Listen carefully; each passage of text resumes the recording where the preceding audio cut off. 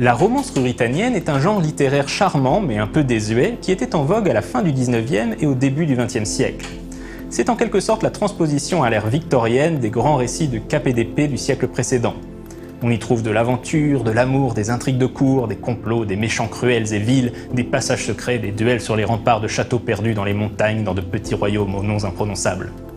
C'est, comme son nom l'indique, un genre particulièrement romantique, une bouffée d'exotisme et d'évasion en pleine révolution industrielle. L'ouvrage qui a donné son nom à la romance ruritanienne est Le prisonnier de Zenda d'Anthony Hope. Publié en 1894, ce roman se déroule dans un petit pays fictif appelé Ruritanie. Le roman suit les aventures de Rudolf Rassendyll, citoyen britannique et lointain cousin de l'héritier du trône de Ruritanie.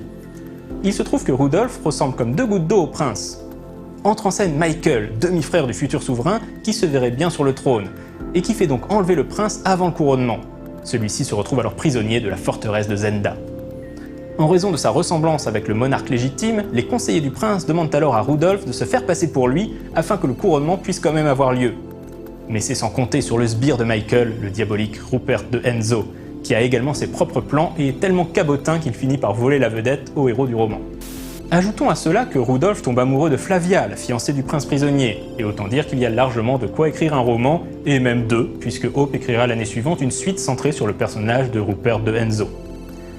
Toutefois, Le prisonnier de Zenda n'est pas la première œuvre du genre, puisqu'on lui compte au moins deux précurseurs, l'opéra d'Offenbach La Grande Duchesse de Gerolstein en 1867 et Le Prince Automne de Robert Louis Stevenson en 1885, qui se déroule dans un petit pays nommé Grunwald.